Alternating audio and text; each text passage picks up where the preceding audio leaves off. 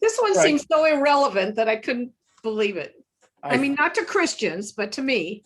Well, we're gonna spend most of our time talking about Judaism, because I think there are things here that people may or may not be familiar with. Probably. I'm just not big into sacrifices.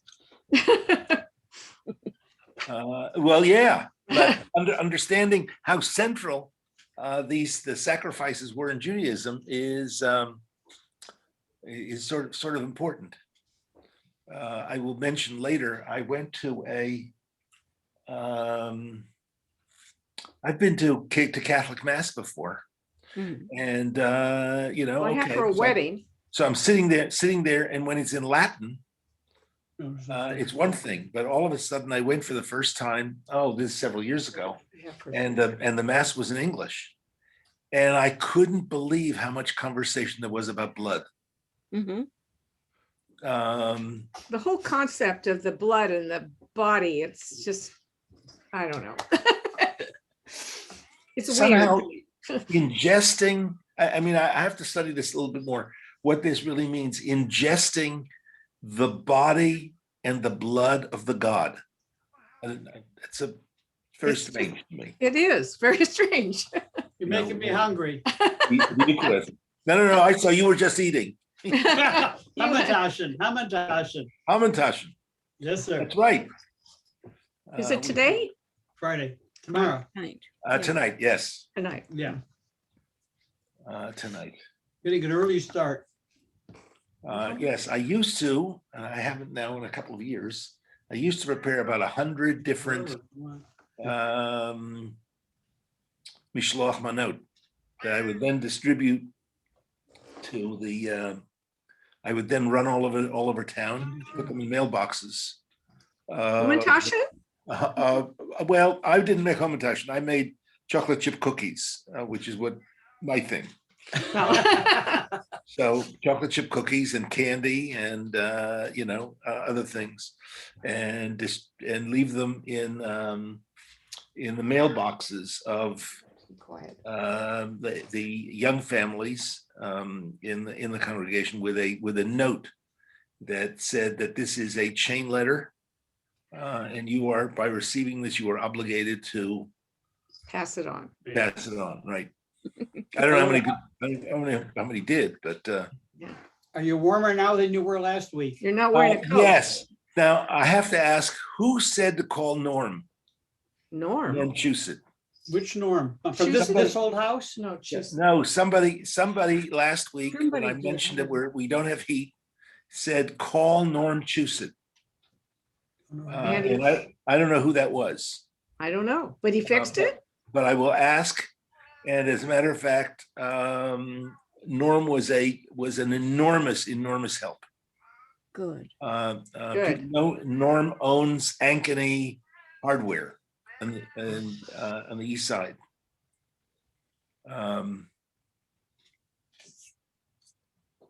What are you looking for? I hear a phone ringing, but it's not my cell phone. It must be my wife. Probably our cat crying over here. Oh, I Yeah. think you might have heard my cat. No, I've already had 2 or 3 calls this morning that, Marriott wants me to go on a trip, and this one wants me to buy more car coverage, and And your warranty is running out.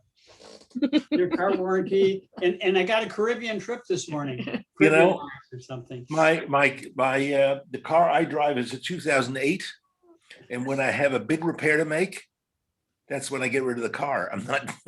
Yeah, we had ours 15 years. We just changed. So Can't get Was parts Norm able- anymore after 15 years. it drives nicely, and and as long as it drives nicely, I'm satisfied. I assume Norm was able to help you. Yes, Norm was able to help me. Good. So what happened was that the company that I've liked a lot, Ben's Heating, told me that it was to repair it would cost $1,500. Even so, the part, believe it or not, the central part was still under warranty, and the furnace was 16 years old, and they said, and they were suggesting getting a new furnace. But in course. fact, in fact, wait a minute, that Is is, there- Again. that's our phone. I think my wife is going to get that. I hope she's going to get that. Carol awake already?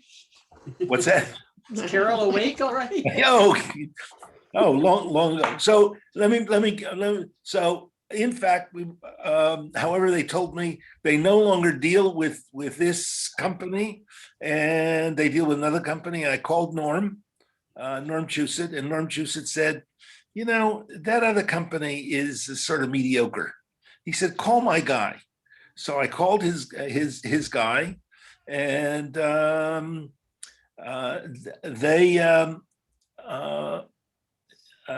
they said, go ahead and repair it. So I repaired it. I think the part was under warranty. They said they charge $100 an hour, and it's no longer than a day. Well, then they told me it would be about $1,200.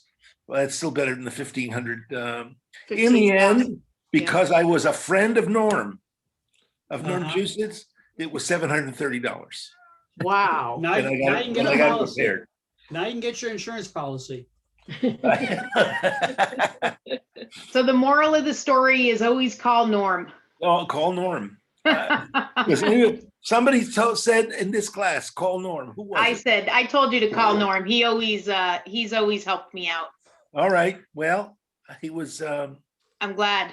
Yes, that was Better than a new heater. yeah.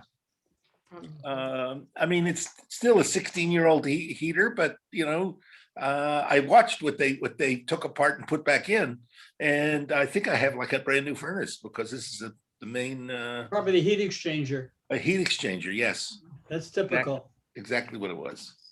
Rabbi, I have a All right. question to ask you. Did you see the Oregonian the other day about people here in Portland getting purple packages from, Yeah, yes.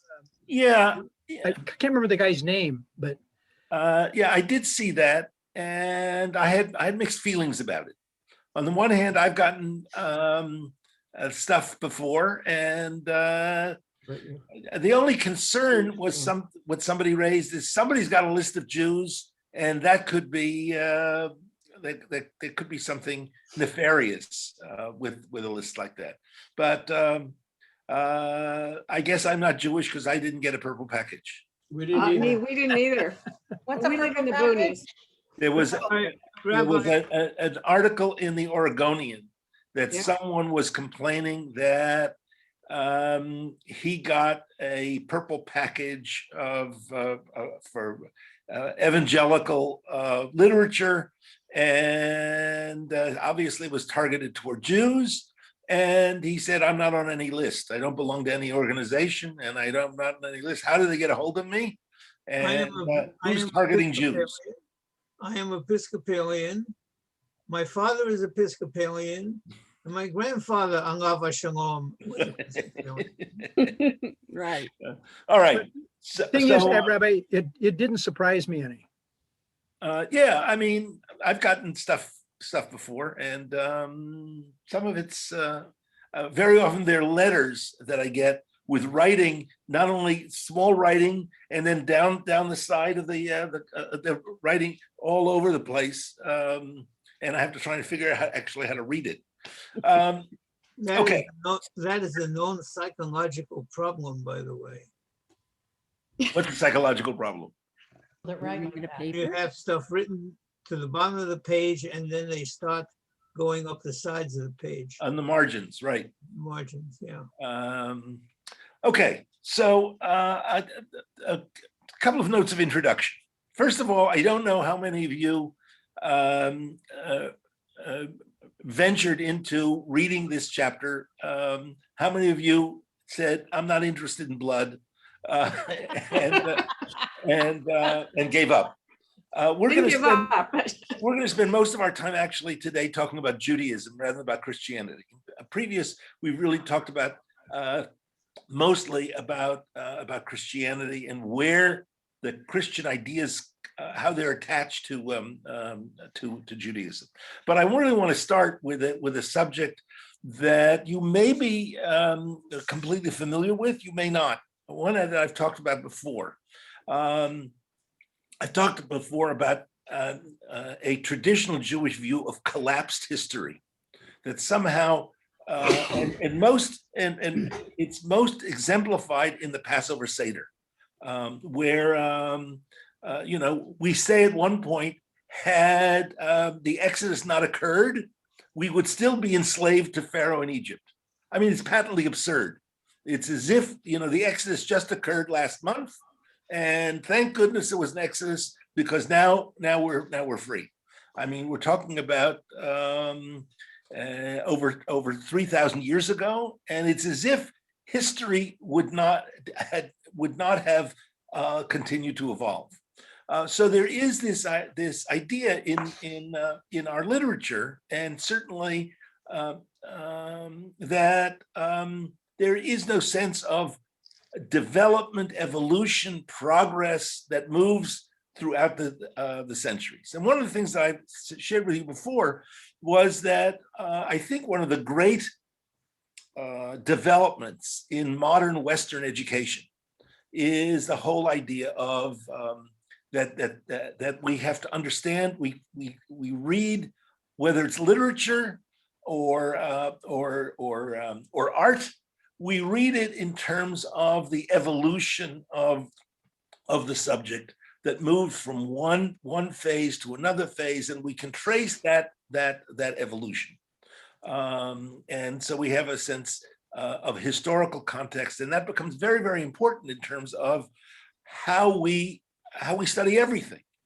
And the reason I mentioned it as an introduction is because Bible scholars have done the same thing with the Bible. In other words, and especially with the Torah, that by tradition, of course, we know that the Torah was given to us to Moses at Mount Sinai. V'zot haTorah asher sam Moshe lifnei bnei Yisrael. This is the Torah. We say that when we lift the Torah and we read the Torah. This is the Torah that Moses gave us at Mount Sinai. Well, Bible scholars will say, and I would say that all rabbis and scholars, other than Orthodox rabbis, I'll make that distinction, are aware of what we call either higher criticism or the documentary hypothesis, which began with German Christian Bible scholars in the 19th century. A famous name is the name of a scholar named Wellhausen, and for a long time, for all kinds of reasons I'm not going to go into now, Judaism stayed away from this old idea of criticism. Even so, we already have hints of it in traditional Jewish commentators. But we are aware that the Torah is not a unified piece. There are contradictions in the Torah, that some of which we can explain, some of which we can't explain, and it appears that one can actually trace an evolution, even in the Torah, how things evolve. I'll give you an example. In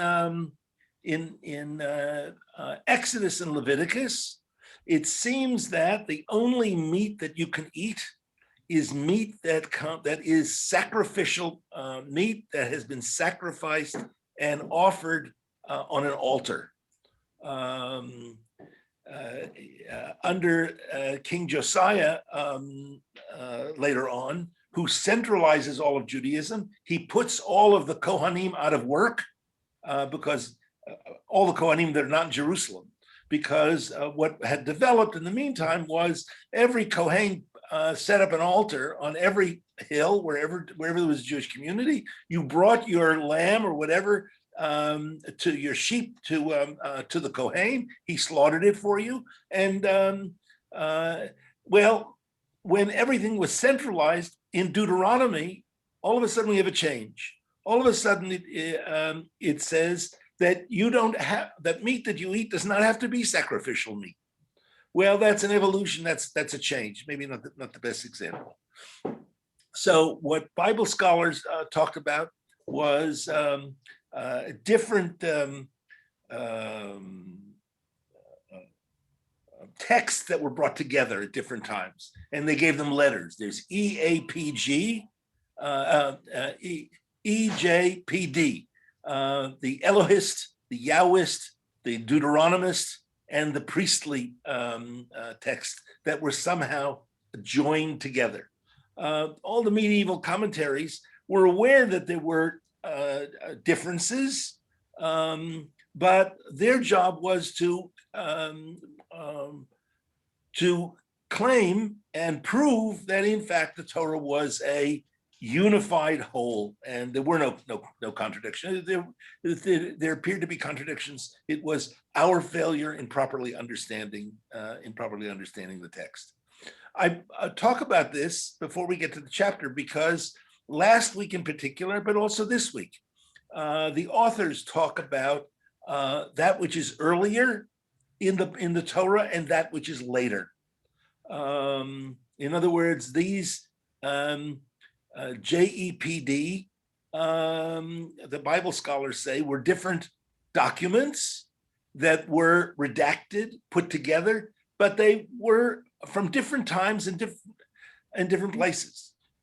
Now, the issue is, how did they come together, and when did they come together? And that's, a great deal of speculation.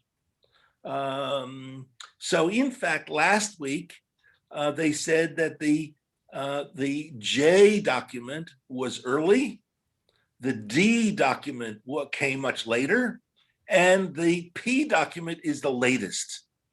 That's very controversial. And one of the things one of the reasons that they try and put history to it is because they're trying to trace how did we go from what seems the most primitive to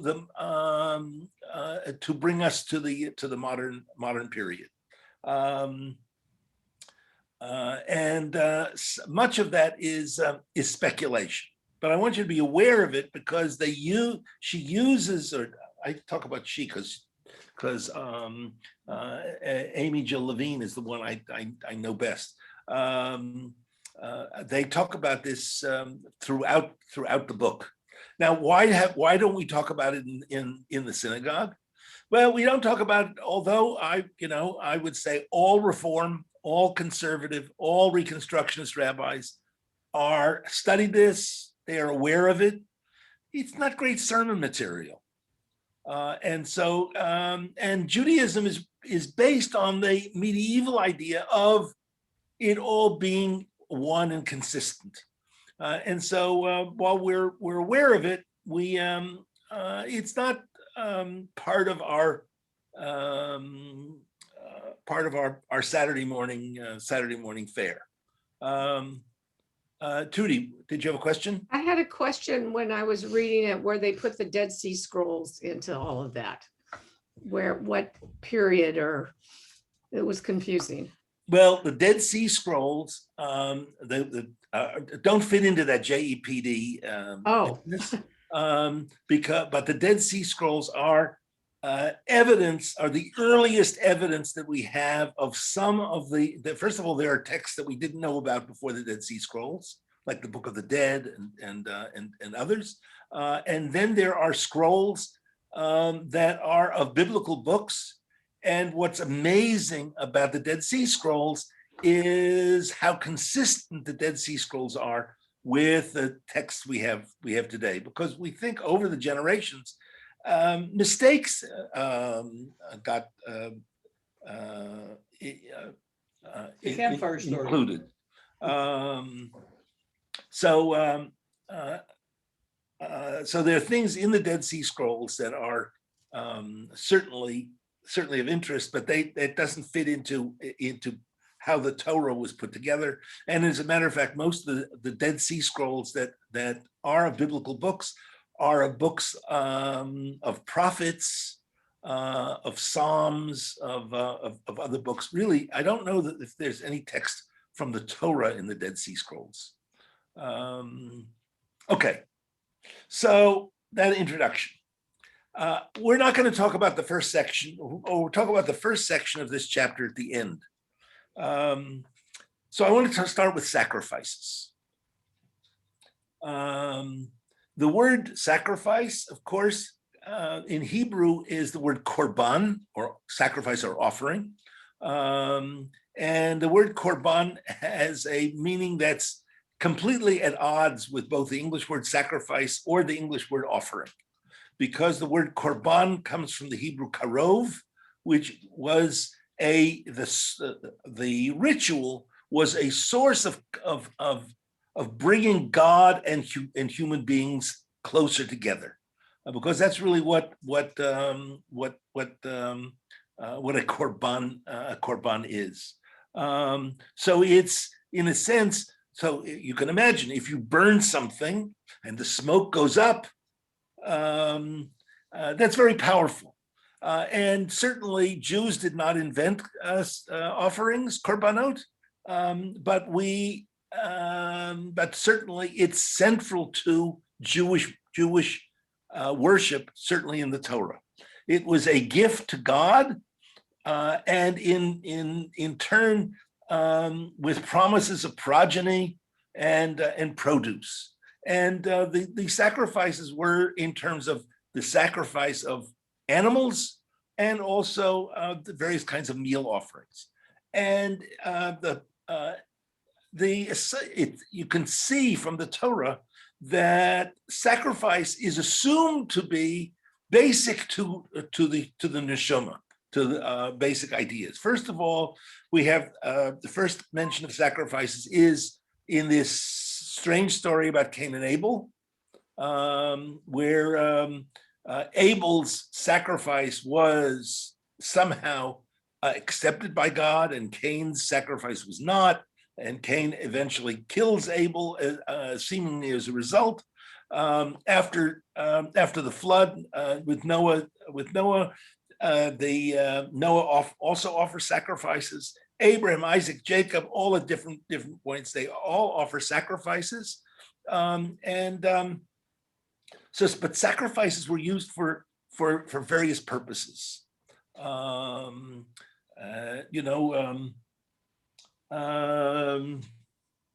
Somebody came to me once and said, if you win the lottery, what do you do? Well, you can say Shechianu, you can jump up and down. But in the ancient world, you would offer a sacrifice of well-being, a sacrifice of thanksgiving. That would be standard. So there were sacrifices that were standard daily sacrifices. As a matter of fact, our three prayers during the day, our evening prayer, our morning prayer, and our afternoon prayer, are all substitutes for the standard sacrifices that were offered in the temple. And as a matter of fact, if you remember, I don't think it's in our current Siddur, but the Musaf service on Shabbat morning, which is the last part of the service, in the Silverman, it was called the additional service. Right. And people often said, the service is long enough. Why do we need an additional? Just skip it. Well, the reason it was called the additional service is because in addition to the standard 3 sacrifices that were offered every day, on Shabbat there was an additional sacrifice that was offered. So that was the 4th sacrifice. And on Yom Kippur, there actually were 5 sacrifices. He goes, if you read the first chapters of the book of Leviticus, you read a whole catalog of different sacrifices. There was a burnt offering, which was the olah, which was completely burned. There were shlamim, which were somehow shared, the offerer and the priest shared. And although she says in the text that with the shlamim, there's no blood, and the only one that where there is blood is the chatat, is the sin offering. If you look through, there's blood mentioned in all of them. But certainly with this chatat, this sin offering, of which the Torah talks about 5 different kinds of sin offerings, and the priest would take his finger and he take the blood, and he put the blood on the altar, and the whole thing was a holy mess. On the one hand, one can look at it and say it was a huge barbecue, because they cooked the animal, some of which they cooked to smithereens, and some of which they cooked in order to eat. Either just it was given just to the Kohen, or the offerer and the Kohen ate the. So you have the, and in some cases we have sacrifices which were atonement for sin. Right. This was what the burnt offering, the chatat, the sin offering, and there was a sense that the blood, or it actually says the blood atones, the blood of the sacrifice cleanses. Then we have, of course, Yom Kippur, and on Yom Kippur, where in Leviticus 16 there's a whole long description, and there the chatat, the sin offering, the blood there is described as atoning. Now, we know, of course, from the very beginning of Genesis, that as far as the Torah is concerned, life was understood to be in the blood. Later on, with the influence of the Greeks, we have this whole development in Christianity and in Judaism that, of course, there is the body and there is the soul, and somehow the essence of life is the soul. What in fact is the soul? We can debate, but in the Torah, there's no discussion about the soul, because it says early on when Noah is a concession is given to Noah that he can eat meat. It says you can eat meat, but you may not eat the blood. And remember, Noah is even pre-Judaism, may not eat the blood because the life force is in the blood, and that belongs to God. And therefore, you may not. And therefore, Jews were crazed, and we still are in terms of kosher laws, that about soaking, about how an animal is slaughtered, soaking and salting, in order not to eat, in order to eat the blood.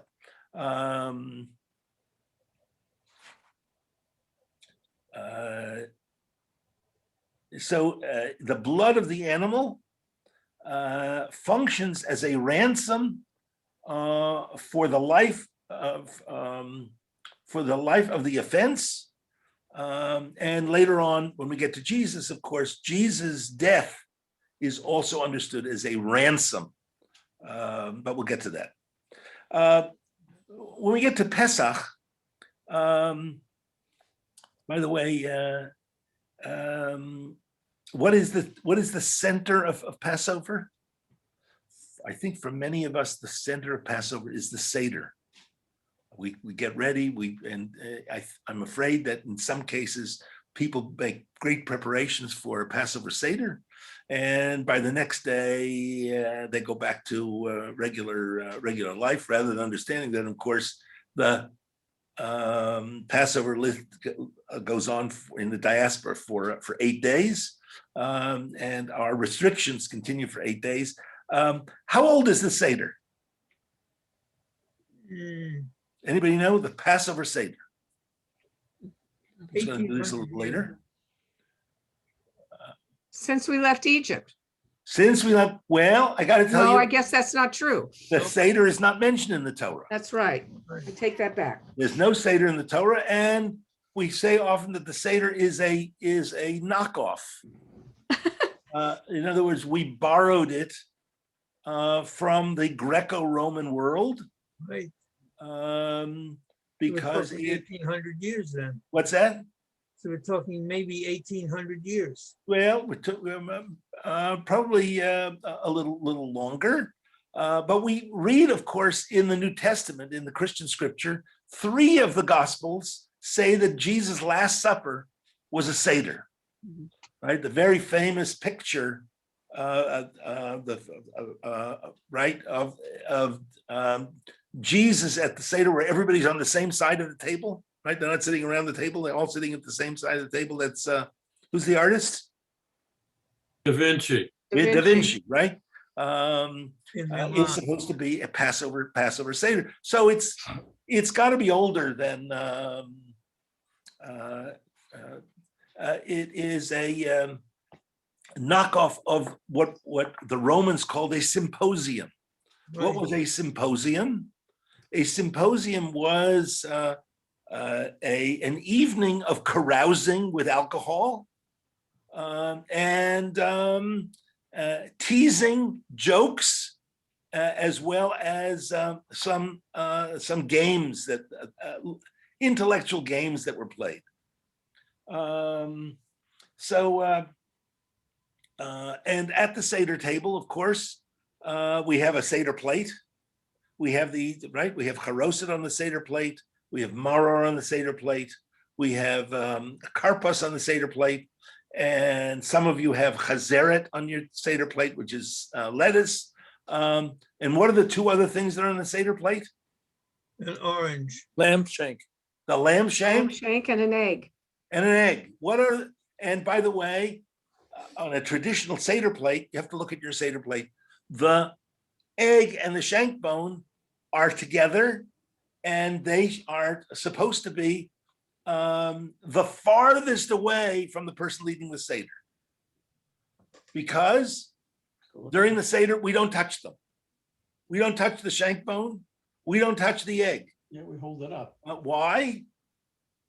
Because they are reminders of the sacrifices, of the Pesach, and of the Chagiga, Don't we hold the up the Paschal shank? offering and the festive offering. Don't we hold up the shank bone? No, no, we don't hold it up. We point to it, Ah, We're wrong. but Okay. all the other things, the parsley we eat, the charoset we eat, the maror we eat, but we don't really do anything with the shank bone. Now I'm gonna do a screen share because I want to show you something that I find fascinating. are you getting better at this? Well, I hope so. If I'm not, then wait a minute. Can I lower this? Come on. Let me get this. Let me see if it'll come up. Screen share. And here it is. Can you all see that? Yep. Okay. We're So good. Go mode. aren't you impressed? This is Absolutely. a piece by this is an American scholar who teaches in Israel, named Joshua Culp, and I'm going to read through this just about the history of the Seder, not directly our chapter, but I think it's important to know. Abstract: emerging methods in the study of rabbinic literature now enable greater precision in dating the individual components of the Passover Seder and Haggadah. These approaches, both textual and socio-historical, have led to a near consensus among scholars that the Passover Seder, as described in rabbinic literature, did not yet exist during the Second Temple period. When does the Second Temple period end? 70 coming The in. year 70 CE. This is long after Jesus is dead, Yes. right? We couldn't have been in a Seder. Hence, cautious scholars no longer seek to find direct parallels between the Last Supper, as described in the Gospels, and the Rabbinic Seder. Rather, scholarly attention has focused on varying attempts of Jewish parties, notably the rabbis and Christians, to provide religious meaning and sanctity in the Passover celebration after the death of Jesus and the destruction of the temple. 3 main forces stimulated the rabbis to develop innovative Seder ritual and to generate new relevant exegesis to the biblical Passover texts. One, the twin calamities of the destruction of the Jerusalem temple and the Bar Kokhba revolt. Bar Kokhba revolt against the Romans. And two, the other reason, competition with emerging Christian groups. Three, assimilation of Greco-Roman customs and manners. These forces were, of course, significant contributors to the rise of a much larger array of rabbinic institutions, ideas, and texts, thus surveying scholarship on the Seder reviews scholarship on the emergence of rabbinic Judaism. Okay, I'm going to get rid of this. If I, so what do we? That's the only screen share I'm going to do today. So what do we learn there? We were wrong. Why were we competing with the Christians? I don't understand that part. Well, the great competition evolves between the survival of traditional Judaism. Remember, the early church was a Jewish church. There was a Jewish church and the mainstream Judaism. Eventually, the Jewish church disappears. And it disappears because Paul seeks converts among the Gentiles. And he changes that whole thing. So the Passover Seder, as we know it, Jesus probably never attended a Passover Seder because there probably wasn't a Passover Seder. Now, were there precursors to a Passover Seder? Perhaps. Interesting. What do we have when we talk about what's the story of Passover, right? The story that we read in chapter 12 of Exodus is that God tells Moses that on the 10th of the month of Nisan, everybody should take a lamb. On the 14th day, they should slaughter the lamb. They should put the blood on their houses, so that when God sees the blood, he will pass over, and no plague will destroy them, or the plague will pass over them. Right? That's the story we read in and so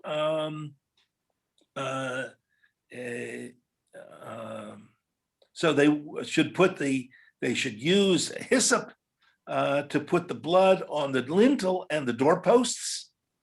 And God would strike when he sees the blood. So the reason for this discussion is that the Pesach, the Paschal lamb, is not a sin offering. What is this Pesach? It's instead a family offering and eaten by the laity. In other words, every family did this. You didn't need a priest. You didn't need a Levite. You didn't need a firstborn. This was supposed to be sacrifices that every family did. And if a family was too small, a couple of families could join together. And this becomes very important. And the reason it becomes important is because Jesus later on is understood to be a human sin offering. He is the Paschal. He is the human Paschal lamb. So we have some conflict here, because what is this blood supposed to do? The blood on the door? The blood protects. It does not atone. And it was a sui generis event, right? In other words, it happened once.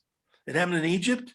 And the fact that we continue to offer a Paschal lamb, we continue to eat lamb or sacrifice lamb after that, is in memory of that first event. By the way, the tradition is, and Lee Cordova, you can confirm or not confirm for me, Ashkenazim, in particular, on Passover, do not eat lamb in remembrance of the temple. And the tradition that I heard was that Sephardim, and I don't know, Sephardi is a big world. Sephardim in particular do eat lamb on Passover. No, you didn't eat lamb on Passover as you were growing up? Mm-mm. Okay, well, I'll have to, I can ask the Menashes as well. Vic, was there a tradition to eat lamb on Passover? Well, I remember when I was very young, my uncle, who was a butcher, had brought a lamb into our his home. They sacrificed it, Wow. and we had that lamb for a Passover. That's the only time I remember that to have occurred, where we had the lamb for a few days. We didn't grow attached to it, but it was in my memory, and it's fixed there just that once. Wow. Okay. So so Lee can't confirm what I said, but Vic can confirm that in fact Sephardim continue through the centuries to eat lamb. At least that once. Ashkenazim was that not to specifically not to eat lamb on Passover. So We also eat for the beans. Seder. Why? So I assume that, for the exact same reason that those Sephardim that traditionally ate lamb were doing so because that's what our ancestors did. And Ashkenazim specifically chose not to eat lamb because we no longer have, because we no longer sacrifice a lamb. So understand, and we'll get back to this, Jesus is sacrificed as a Paschal lamb. He protects his followers through his blood from eternal death and damnation. But we're gonna get there. Now we're gonna get to a section that you may, Priscilla.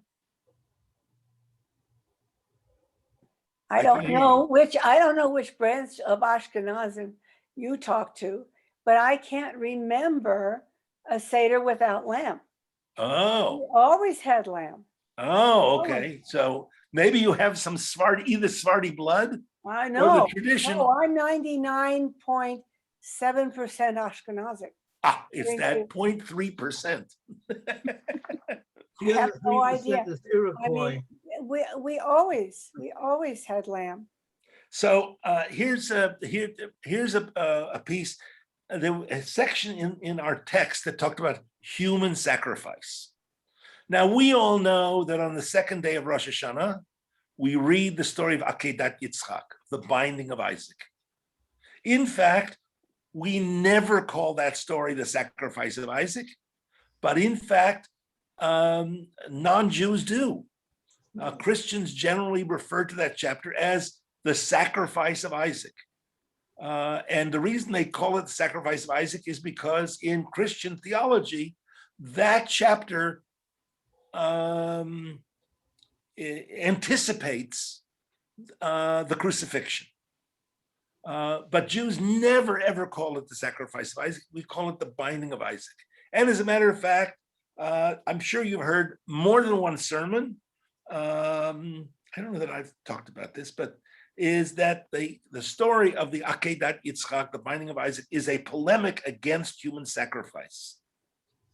She claims, or they claim in the book, that if you read carefully, it's really not. In fact, Isaac is not sacrificed, though I know of one scholar that can prove to you that in fact Isaac was sacrificed, but we won't go there.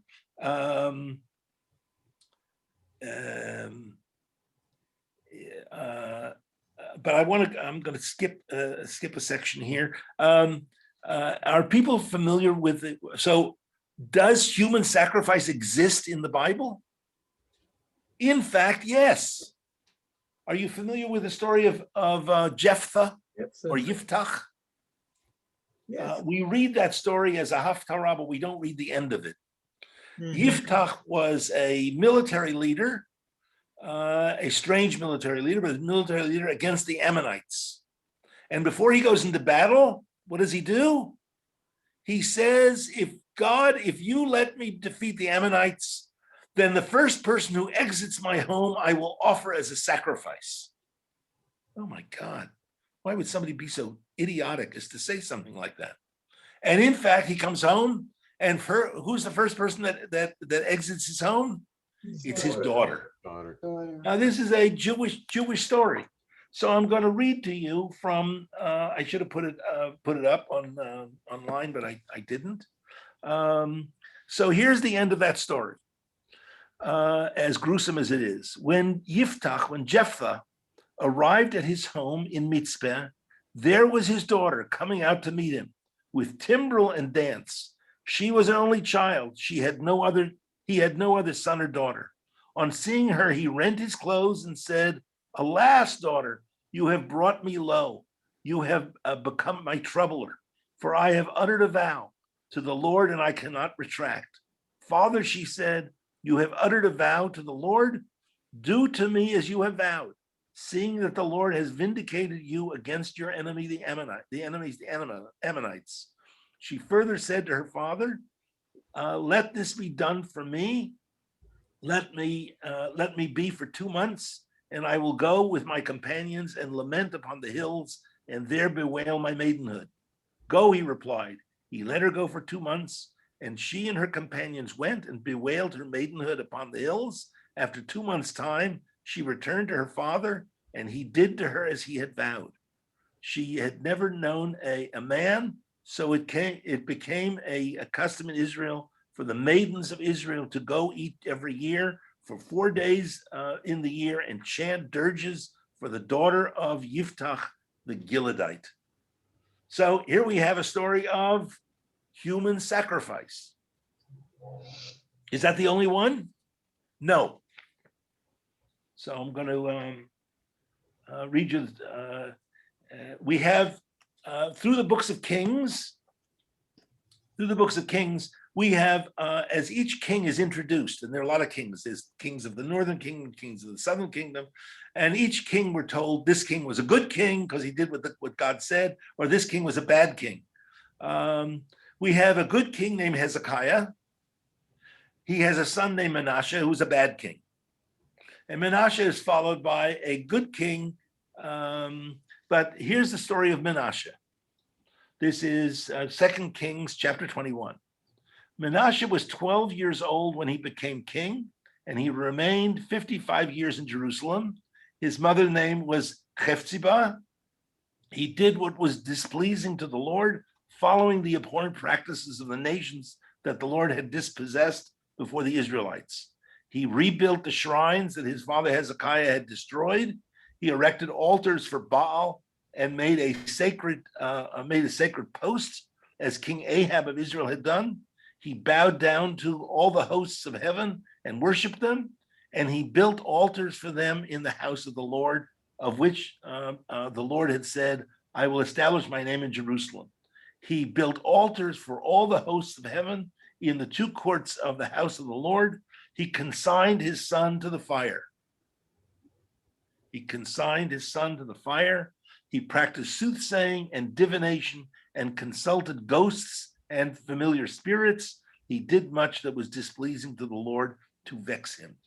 So the whole idea of human sacrifice was something that was done, and it was something that appears to be something that Judaism had trouble eliminating. Just a couple of chapters later, we read about the next king, who is the King Josiah. What does King Josiah do? This is now page 733. This is 2 Kings chapter 23, verse 10. He reversed everything that Manasseh did.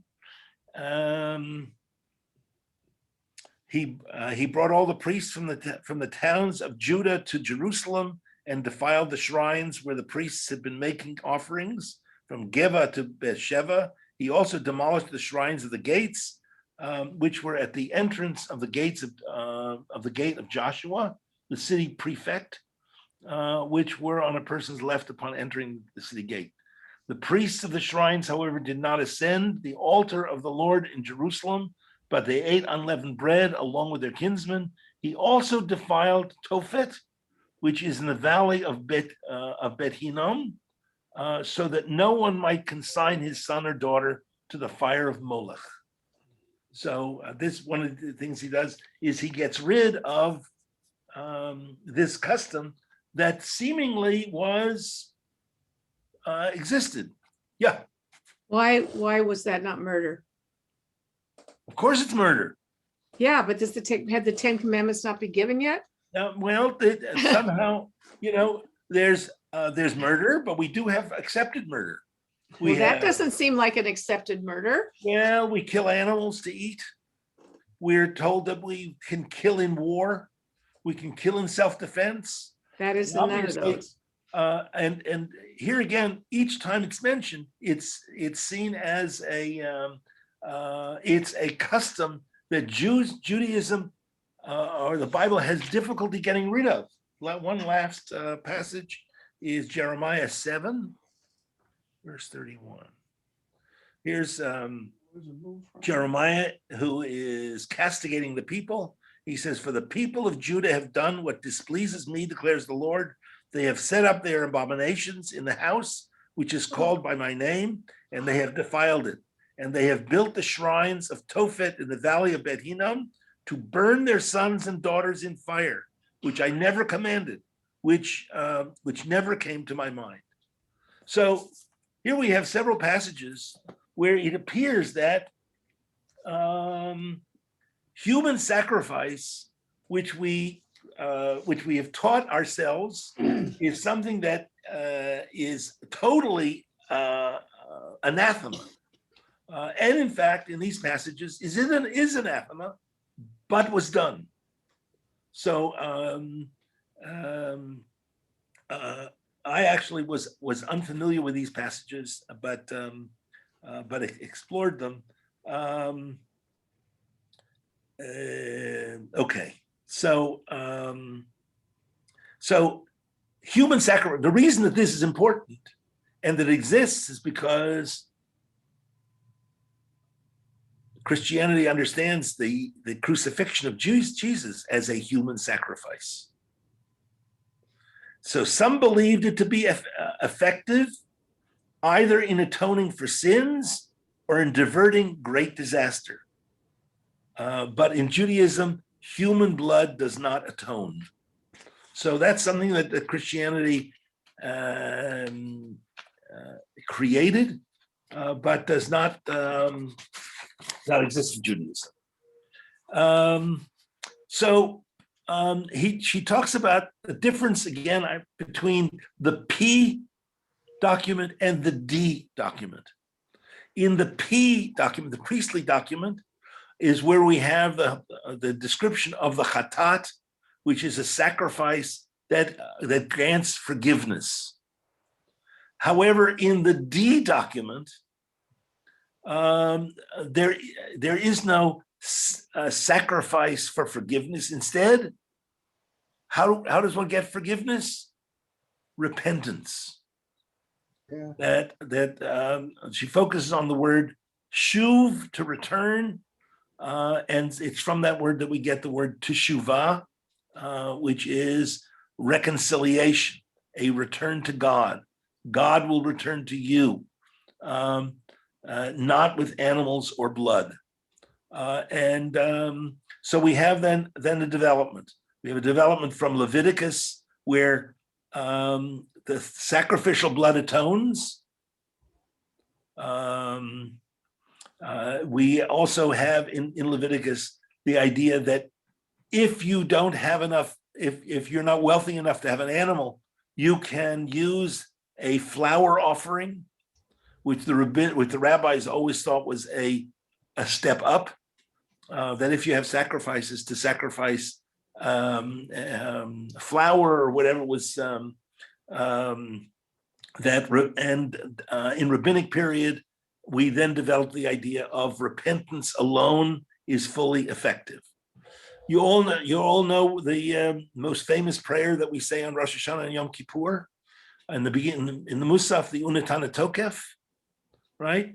Where the line says, Tshuva, Tfilah, Utstaka, Ma'virin et Roa HaGzera, that repentance, prayer, and charity cancel the harsh decree. So what evolves in Judaism from sacrifice, that repentance, fasting, study of the Torah, all these things can be used for atonement. And we have this evolution. But blood is where it starts. Blood in the sacrifices. Priscilla? Okay, I'm not sure if my question has a place here, but if we're looking at evolution and we're seeing that, the act of sacrifice, of a human sacrifice, is so important and so specific, and in many ways kind of in a category by itself. It's that important to one religion or another. It's a singular thing. It's central. It's actually very central. Oh, well, central, but we're talking about individual, a specific offering, a specific thing. We're talking about a very pointed experience. Where, when does it evolve that sacrifice, that human sacrifice, that human death by fire becomes a way of punishing, of fighting, of getting rid of those that aren't wanted? At what point does that shift happen? Or has it always been going on and we just don't talk about it in terms of Judaism and Christianity and whatnot? I'm not sure that the sacrifice of human beings was getting rid of the undesirables. I think it was exactly the opposite. You offered God your favorite in order to curry favor, that God will protect you. God will, if you give your most beloved. I think that was the idea in the ancient world. Yeah, but take it forward, and when armies would come in and would burn a town to the ground and put people in buildings and lock the doors and burn them all. I mean, I'm not even mentioning Holocaust and what comes at that point, but at somewhere it went from being, if we're offering the best and the dearest to us as a sacrifice, at some point it's also a way of armies treating those they've conquered. Human beings, human history is loaded with horrible things. We just read this last week about Amalek, and Amalek. The tradition is, how did Amalek attack the Jews? He attacked those at the very end of the line, the elderly and the weak. But I'm not sure that there's a connection here between the whole idea of sacrifice, which is coming close to God, currying favor with God, and destroying your enemy. I mean, that I think is a whole other. Okay, well, that's why I said I wasn't sure if this is the point at which to discuss it, or they're just separate issues altogether. I think they're separate issues. So she has, yeah. If the Seder started after Jesus was dead, how do they justify the Last Supper and that whole story that goes with it? Well, understand that these Gospels wrote later, and the Gospels are writing back their understanding, and remember that Seder, that shank bone what I often, when I do a Passover Seder in a church, which I used to be asked to do a lot, I haven't been asked recently, but people are interested in what a Passover Seder is like because they're reading it in 3 of the Gospels, that was Jesus' Last Supper.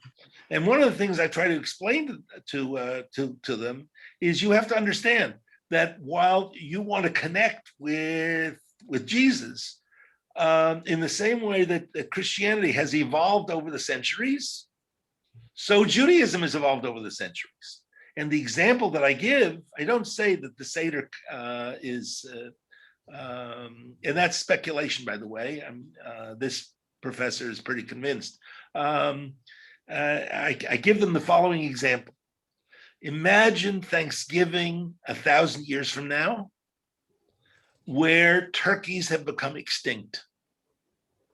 But we continue to celebrate Thanksgiving, and as a reminder of how our ancestors 1,000 years ago used to celebrate Thanksgiving, we take a chicken bone, and we have a ceremonial chicken bone, and we put it on a plate, and we say, "This is to remind us of turkeys that our ancestors used to eat on Thanksgiving."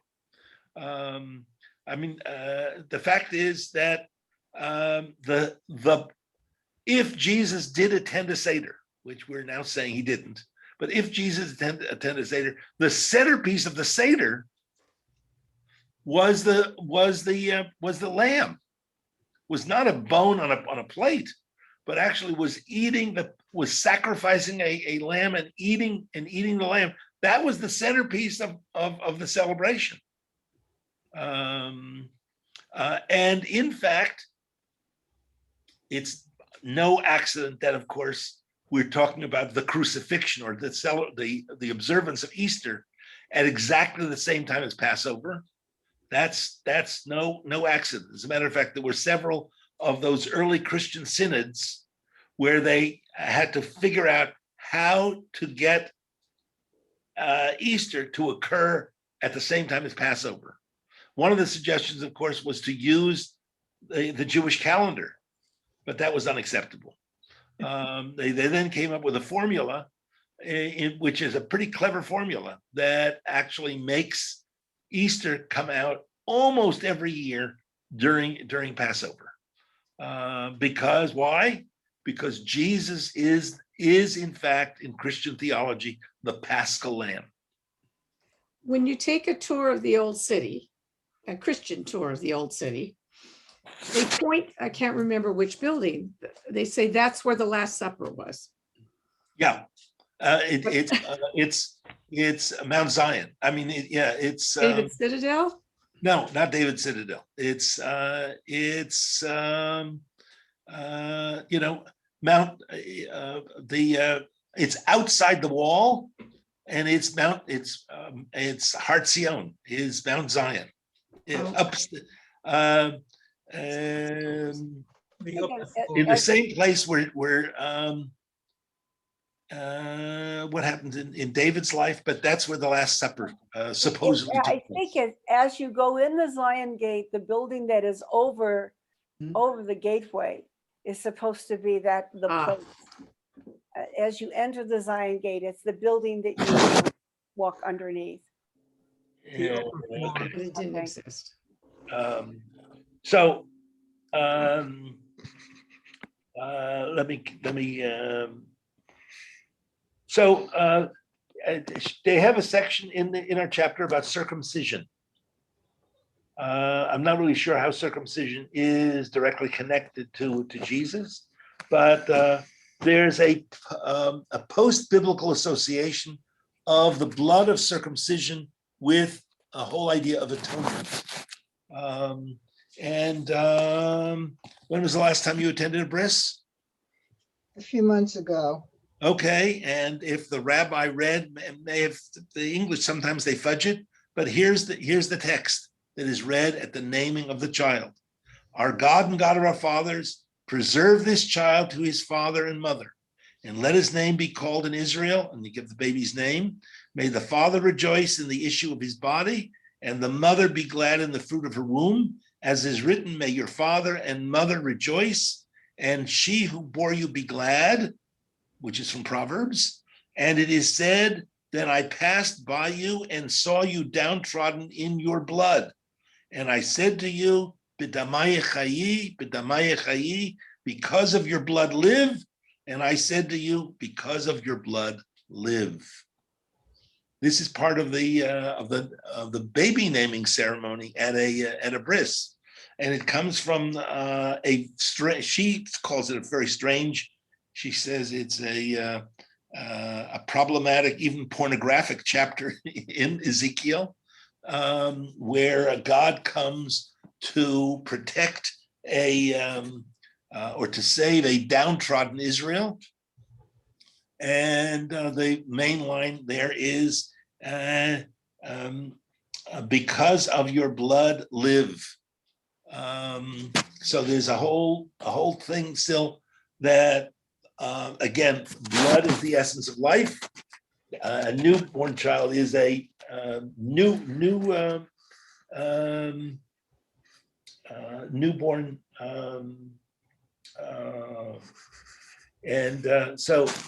And what happens in Christianity is they eliminate this, which is so central to Judaism.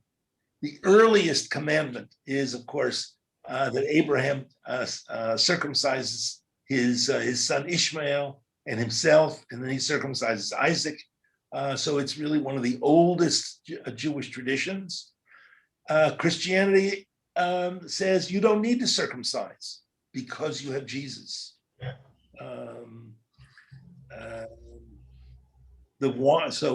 In fact, in Christianity, Christ's blood atones for him. The wine of the Eucharist is his blood, literally or metaphorically. And the bread is his body. So here we have this great division, Judaism, Christianity, over the issue of the role of circumcision, which remains central in Judaism. I have, by the way, heard it understood. Anybody have any idea how many Jews there were, or what the percentage of Jews there was in the Roman Empire? We're talking about the whole Roman Empire. The whole Roman Empire, right? From England, from Great Britain, all the way down through the Middle East. What percentage of all these people, Spain and France and Italy, were Jews? 5%, 6%. The guess is anywhere from 8 to 12%. Yeah. We're averaging 10%. 10% of the entire Roman Empire was Jewish. And there was great interest in Judaism. And as a matter of fact, Paul understood that there was great interest in Judaism. That there were those who were attracted to Judaism. I've heard, do you remember in was it the 60s that there was this great interest in Buddhism, and everybody was reading Siddhartha? Yeah. Everybody read Siddhartha. Right? Well, so great interest in Buddhism. It was the same idea of the interest and curiosity and attraction of Judaism. Here comes Paul and says, you can be Jewish. I mean, what was, back up, what was the great hindrance that stopped people from converting to Judaism? Circumcision. Circumcision. And here comes Paul and says, I have a way for you to be Jewish, and you don't have to circumcise, accept Jesus, and you can be, because Christianity is just like Judaism. So said Paul. In many ways, it was like Paul. Rabbi Isaac, is there anything in Judaism that gives birth to, what is that called when you eat, when the body changes, transfiguration? Transubstantiation. Modification. Right, whatever that word is. Is there a source in Judaism? Transubstantiation. Transubstantiation. So do we have something in Judaism? Is No. it that recognizes transubstantiation, that the Christians No. accepted it? Or was that they completely made that up? Or was it something that was Greek? Or is there a lot of where did that come from? It's connected to the circumcision. Connected, not to the circumcision, it's connected to the crucifixion.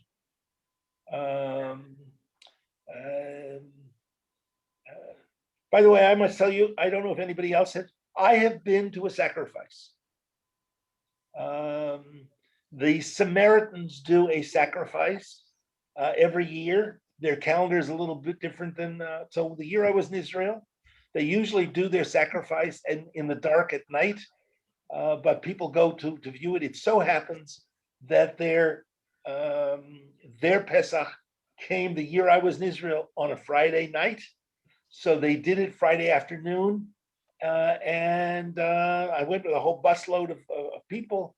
They set up bleachers, and we stood and we watched this sacrifice. And I was prepared to be ickled and horrible and blood, and it was very humane, very humane. The young guys slaughtered the sheep, and then they went around and they took a dab of blood and they put it on everybody's forehead. It was I wasn't ickled at all. I was very surprised. Was that a forerunner of the ashes for Ash Wednesday? No, I don't think there's a connection. So, and this whole idea of the blood of circumcision remaining central to Jewish identity. We talk about circumcision in the middle of the Birkat Hamazon. People aware of that? Yep. The words are shechatamta bivsareinu, that you have stamped into our flesh. How was the covenant stamped into our flesh? Circumcision. So getting back to now the beginning of the of this chapter, were people one of the first words that she uses in this chapter is the word exsanguination. Bleeding out. Exsanguination is Bleeding out. so it's the loss of blood sufficient to cause death. Right. Now she uses that word because that's not how someone dies when they're being crucified. They don't lose blood. They die from what does she say? They Asphyxiation, Exhaustion. right. So this whole idea of the connection With of dehydration. blood with the crucifixion, it's certainly not historic. but if they pierced his side, then he could have bled out. That's right. Yeah. So there's in his hands. Right. The nails and the nails and the feet and the hands and the piercing in the side, that would make the blood flow, and he's hanging up there and he could exsanguinate. But crucifixion kills by asphyxiation, exhaustion, organ failure, exposure, heart attack, or pulmonary embolism, but not generally by exsanguination. That's how the first words of the chapter. So, but here we have over and over again, and she quotes all the quotes. This is my blood of the covenant, which poured out for many for the forgiveness of sins. Out of the flesh of the sons of man, eat the flesh of the Son of Man and drink his blood. It seals the covenant and atones for sin. So all that becomes very and Jesus becomes it's connected with Passover. Even so, that Passover was not a sin offering. And then the whole idea of the sin offering was not centered on blood either. But the early Christian theology combines all of this sacrifice stuff because it's because it's complicated. So sacrifice, which we've given up. How did we give up sacrifice? How did we Lost the Jews temple. leave sacrifice? The temple was destroyed. Temples that- Okay, the excuse is that the temple was destroyed, that according to the time, you can't sacrifice any place else but in the temple. And as a matter of fact, the Talmud lists individuals who lived at the time of the destruction of the temple who put IOUs in the Talmud, that they owe this kind of sacrifice and that kind of, when the temple is rebuilt, they'll pay off their IOU. But you also have the idea of Bundle bit something, Mizbeach. Yeah. You What's know, that you, any meal at which you have bread and you make that sacrifice in a sense of doing a meal and make it hashulchan kamo mizbeach. If the table becomes like the tabernacle, then you're able to. Like an altar. Yeah, exactly. We Question. also burn the, go ahead, Trudy. Oh, I could be wrong, but I think a lot of Protestant denominations don't do the bread and the wine. So They don't have a Eucharist, yes. yeah, they don't do it, right? So how- Right, I mean, this, the bread and the wine becomes an aspect of the division. How do different denominations, how did they divide off? This was one of the aspects of the theology. And are you literally drinking the blood of Jesus and eating the body of Jesus, or is it metaphorical? This separates one denomination from another, but they all have this idea of the sacrifice. The sacrifice is central, and that the sacrifice of Jesus connects to the Passover offering. Three Gospels say it's the Last Supper. The lamb painted on the doorposts, the lamb painted on the doorposts was blood that protected the people, and Jesus becomes the new Passover, whose blood will protect the followers from eternal death. For our Paschal lamb,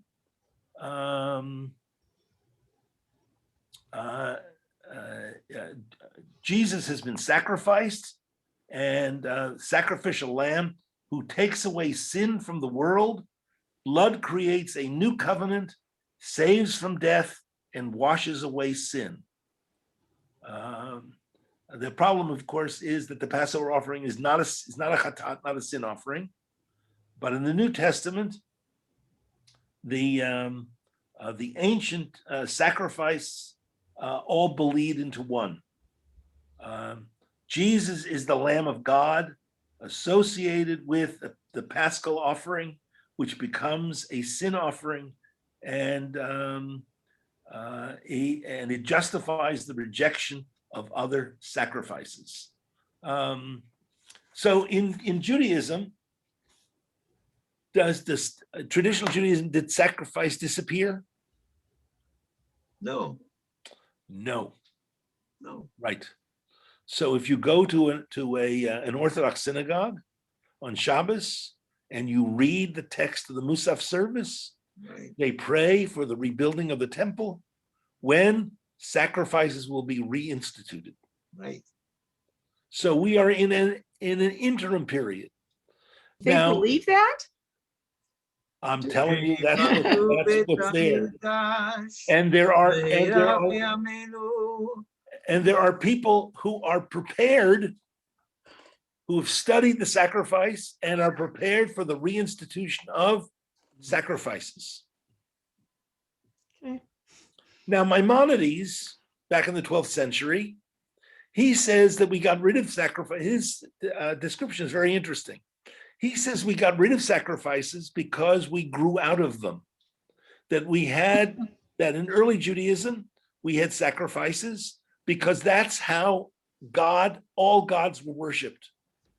And that God permitted sacrifice as an interim until we could worship God without sacrifices. It's a very interesting idea that Maimonides includes. I like that. But the conservative movement long ago changed the text with the old Silverman prayer book and with our present prayer book as well, that rather than praying for the reinstitution of sacrifice, we pray and remember that sacrifices were offered. But yes, if you have an Orthodox prayer book, the prayer book hopes for the rebuilding of the temple and the reinstitution of sacrifices. Is that shocking to some people? Yes. I remember when it was in the text. So it's no. There are those who say Orthodox church, so I remember that. when people remember the 3000th, I think, anniversary of the Jewish capture of Jerusalem, which I guess was the year 2000. I guess with the year 2000. Rabbi Stamfer put together celebrations here in Portland and little celebrations all over the state. He sent me to Southern Oregon, or I was willing to do a celebration in Southern Oregon, not in Medford, where there's a university. Where's the university? Ashland. Ashland. No, No, further no. east. Further east. Or east. Klamath Falls. In Klamath, I think Klamath Falls. Yes, I think it was Klamath Falls. Thank you. And we went to Klamath Falls, and I went. I had a movie that I was supposed to show and then have a discussion, and it's going to be in the library because there's no synagogue in Klamath Falls, but there are Jews in Klamath Falls, or at least there were in the year 2000. Not many. Not anymore. And so on the way down, I'm thinking to myself now, in addition to Jews, who else is going to come? And I thought, well, there may be Palestinians that will come. And here we're celebrating Jerusalem, and they will, raise a ruckus over the politics in the Middle East. Well, I got to Klamath Falls. There was a nice group. It must have been about 30 to 40 people gathered in the library. And I showed the movie. It was a movie with Abba Eban in it. So it's an old movie about the centrality of Jerusalem. And after that, there were questions. So there were no Palestinians there. Nobody raised political issues, but there were fundamentalist Christians there. And they said, I remember they said to me, do you control me? As if do you control the old city of Jerusalem? I said, well, after 1967, Israel captured the eastern part of Jerusalem, and waiting for some sort of negotiated settlement. And he said, in other words, you're in charge of the Temple Mount. I said, I don't know. First of all, it's not me, and second of all, it is under Israeli authority. And the person said, well, why don't you destroy the temple? Why don't you destroy the mosques and start building the temple? And I looked at him and I thought, oh my God. And I said, are you ready for World War III? Because that was, from his religious point of view, that's what should take place, is now that the mosques, the Al-Aqsa Mosque and the Dome of the Rock should be destroyed. The gold and silver dome building on the Temple Mount, the temple should be rebuilt so that sacrifices can be reinstituted, and we can anticipate the coming of the Messiah. From his point of view, it would be the second coming, but that's what should come. That's not a Jewish, there are crazy Jews. crazy religious Jews who think that that someday the temple will be rebuilt, sacrifices will be reinstituted. Some want it to happen right away. The Israeli government and military is very weary of these nuts because they can cause a lot of damage. But in fact, that's what's anticipated. Anybody have any? We've gone well over our time. Everybody happy with blood? So the issue of blood. I mean, there are a lot of issues of blood that we haven't even talked about. Do we talk about frogs next week? We certainly didn't talk about the first plague, and one of the issues is of course central to traditional Judaism is menstrual blood. Yeah. That is a lot of discussion and a lot of Jewish observance still connected with issues of purity and issues of blood. Okay, so here's where blood comes in Judaism, and what Judaism and Christianity did with issues of blood, with the issues of sacrifice, with the issues of Passover, and all these things. So next chapter, a virgin will conceive and bear a child. Oh, here we go. Chapter 8. I will see everybody next week. I assume this will be a more pleasant chapter, though I haven't read it myself yet, but I'll spend my time.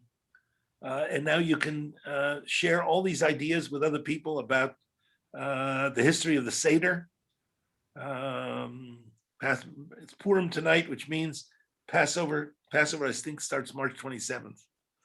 So you have things to talk about at your Passover Sneak Seder. up on us.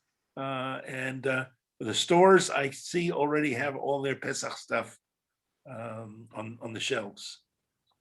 Wow. Chag Sameach, Happy Purim. Don't eat too many hamantash. Can you define too many, please?